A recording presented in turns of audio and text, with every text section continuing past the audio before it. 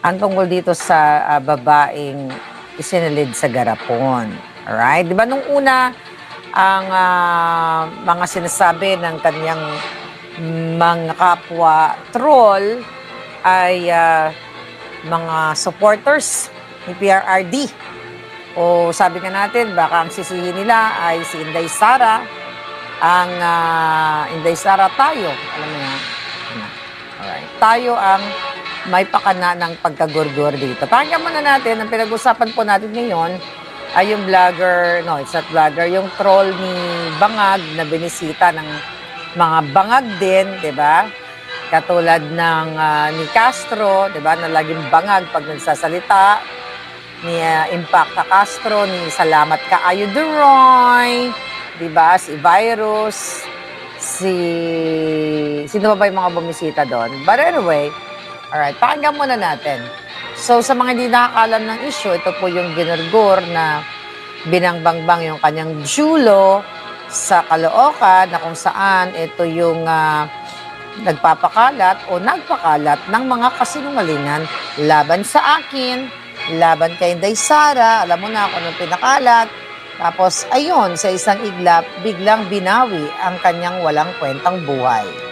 Alright? So, ganun talaga. Pag walang kwenta ang buhay mo, dapat bawiin na, di ba? Dapat nga si Bangag, matagal na binawi yan.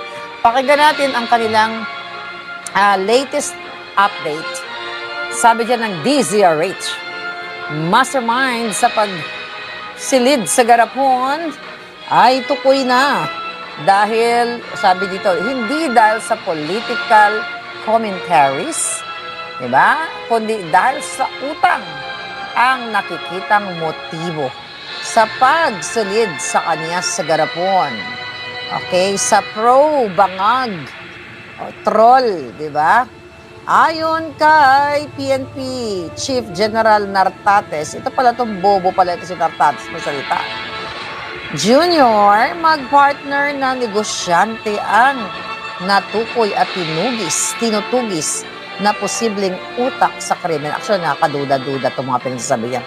Nabatid kay Nartates na may utang si Garapon sa dalawang sinasabing mastermind na aabot sa 8 milyon. Imagine mo, walang kakwenta-kwentang troll, di ba? Ang lakas ng loob mangutang ng 8 million kung totoo sinasabi siya. Kung walang, saan kumukuha to ng pangbayad or hindi na nabayaran? Diba? Ang lakas ng loob mangutang ng 8 million. Sabi ni Nartates, una nang naaresto ng Northern Police District sa Mabalak at Pampanga ang dalawang riding in tandem suspects sa pamamaril sa biktima. Hanggang ngayon, hindi pa nga pinapangalanan kung sino. Pakinggan natin ang mga balitang kasinungalingan ni Nartates. Motive, it's about the profession as well About as the profession? Kailan pa naging profession ang pagiging troll? Hoy, Nartates, gago. Kailan pa naging profesyon ang pagiging troll? Ay, nako. Pakinggan pa natin ang kasinungalingang balita. they had personal grudge, personal disagreement. May personal grudge, personal disagreement. Nag-English ka pa, Dodong. Hindi ka naman makapag-straight English. Ang gago-gago. Na nagsimula sa utang. Wow, nagsimula sa utang daw. Oh, ito pala itsura nito, mukhang tuko. Toko. Toko. Dahil sa itsura naman ng nasa likod niya, mukhang butiking puyat. Teka lang. Let's not have a repeat of our trips to the planet. Among the vloggers din. No, sila lang. Hindi daw vlogger sila lang. Sige mo to yung mga nagkasama nila. Ano to, mga ulaga trolls din to. Bakit parang mukhang hindi pa ito yung mga nasa harap. Mga ulaga trolls din ba yan? Nag-aaktong journalist, yung mga alaga ni Bangag. Diyos ko po! Nang bibiktima na naman si Bangag ng mga kabataan para bayaran niya. Ay, nako. Mastermind, the mastermind, and The mastermind, and the blogger, and the victim. They are named. We unmask them. The mastermind and the blogger, and the victim. They are named. We unmask them and his names and what they are. Yan, Master, Diyos ko. Ganito ang PNP chief, ang bobo-bobo mong salita. Walang kadating-dating, mukha pang toko. Ano ba sinabi niya? I read all your We research unmask on them nanotechnology. and Really cool. his names and what they are. I read a paper on this. Just to give you a Motive is about I live with my Ay, ba't potol yung ano na yan? Teka lang, tingnan natin. Potol yun, mga kababayan. Ano ba sinasabi dito? Remove natin, okay? Ano ang masasabi ninyo? Kasi ang comment section ang magsasabi kung ano ang sinasabi nila. Alright, malamang DDS yung mag-partner. Sabi ng mga nag-comment. Okay, sabi ng isa, pagawa mo na lang ng kwento kay Matibag. Utang o onsehan sa hatian?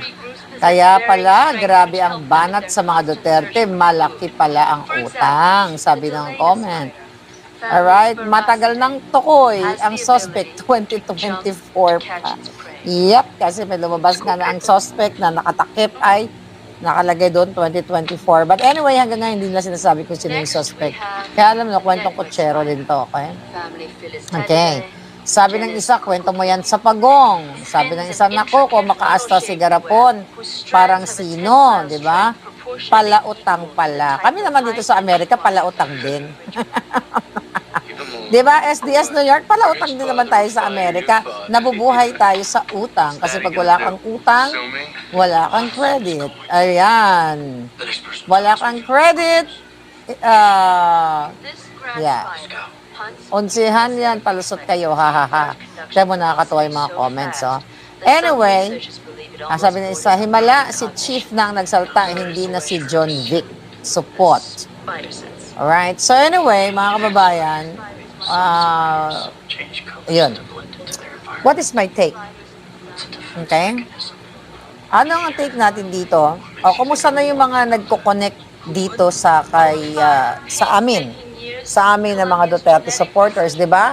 Ang dami nilang pinakalat, na baka daw mga Duterte, ganyan-ganyan. Pero although talagang hindi malayo na pupunta doon at gagawa sila ng kwento.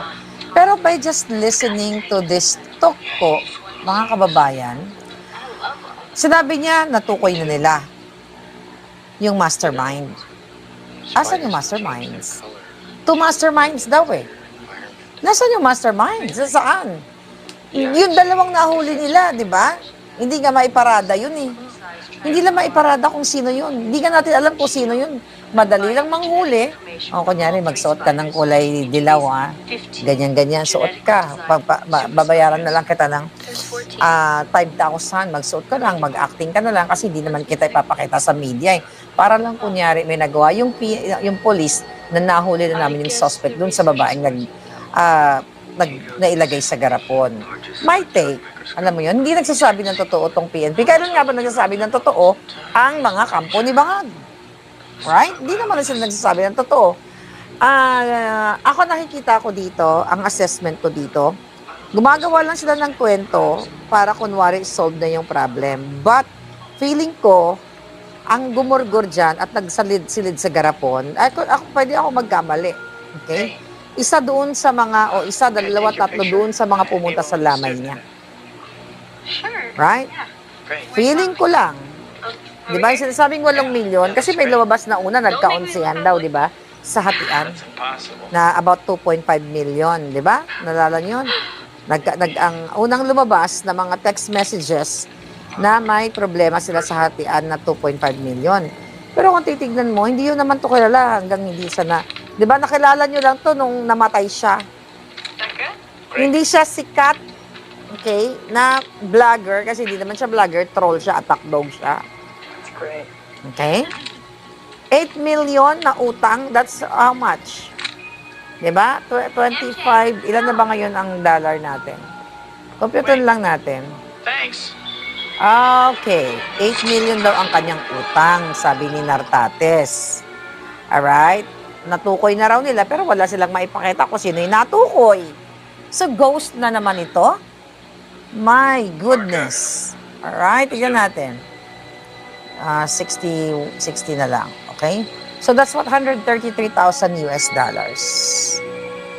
Alam mo, ang mga artistang, mga vloggers, okay, kasi ako hindi man ako kumikita ng 8 million. Okay? Hindi naman ako kumikita ng 8 million sa pagbablog. Okay? Magtataka ka. Kung titignan mo, that's 133,000. 133,000. Sadya, bakit ka makakipag-deal? Jobless ka. Right? Jobless ka? Oo, yes. Nagdadadakdak ka sa social media. Ba't hindi ka kikita ng ganito? Ang pwede lang kumita ng mga milyon-milyon. Sila Ivana, mahilig sila mag-exploit, di ba? Ng mga, mag-exploit ng mga kwento. Marami mga ganito. Kumikita talaga sila dyan sa Facebook. Or, kasi di ba na kumikita ng ganyan sa Facebook eh. Di ba? Diyos ko po, sa Facebook. Pag naka-1 million reel ka, putangin na naka-1 million reel, I think $5, $6, malaki na siguro yung $10, 1 million views yun ha. Alright, yung mga reels.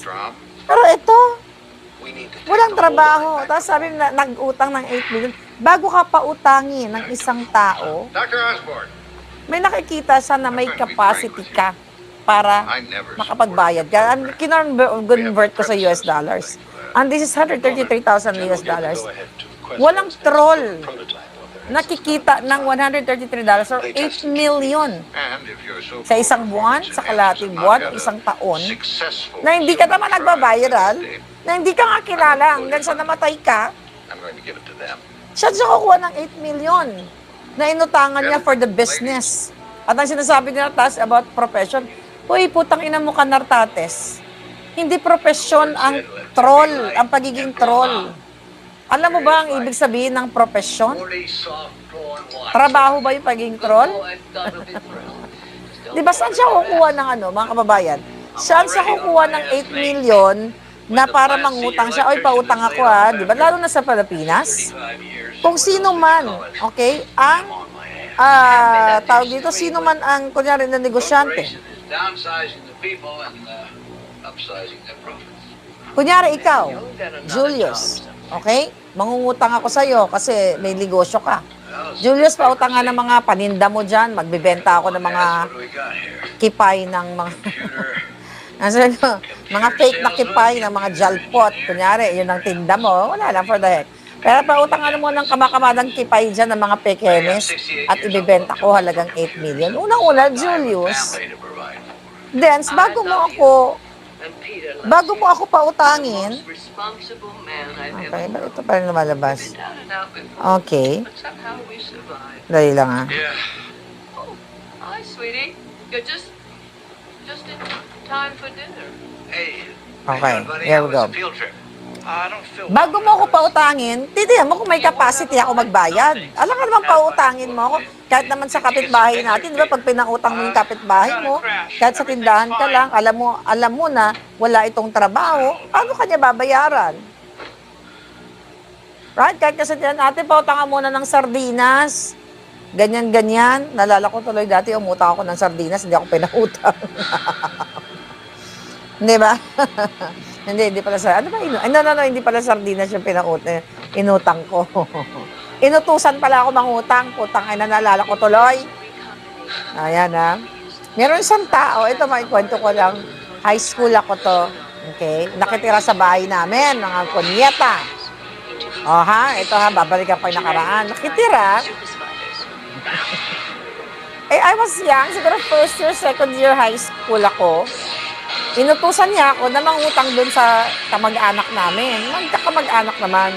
Sabi niya sa akin, utangan mo nga ako ng, akalimutan ko na kung magkano yung amount. Utangan mo nga ako kay ganito, ganyan. Sabi mo, babayaran ko sa sweldo, ganyan. Siyempre ako, bata ako, 12 anyos lang naman ako noon. First year, di ba? 12, 13 siguro, probinsyana, galing ng Visaya, ang salita ko malamot, masyadong, ang accent ko sobrang lalim pa. Manang, pahulam ako no si Tia, isa kalibo kay Bayran kanya sa iyang sa akin si kay may sweldo man siya. Ganun pa ako magsalita noon dati. Ay hindi siya pinautang. Kasi mukhang kilala siya sa mga mukhang ayaw ko na magkwento. Basta bigla ko lang naalala yon, di ba? Sabi ko naman pautang ako no si Petra sang kwarta kay may wala siya pamasahe, chuchu. Hindi siya pinautang, hindi ako pinautang. Kasi alam niya, yung taong yun, wala namang pambayad sa kanya o may record na or something like that. Diba? Ano yung punto de vista ko dito? Hindi ka pwede pautangin ng kapitbahay mo o ng kaibigan mo ng 8 milyon. Pwede siguro mga nagipit ka, friend, pautang naman, baka may 1,000 ka dyan, wala lang kasi panggatas yung anak ko eh. O, pwede siguro mga ganyan.